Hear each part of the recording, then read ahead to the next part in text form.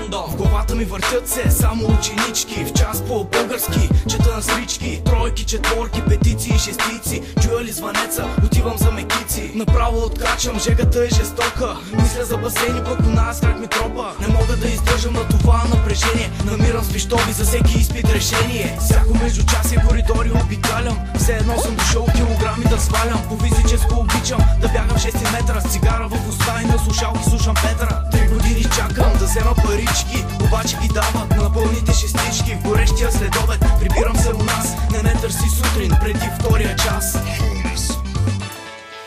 Звънеца за влизане, аз съм още от дома.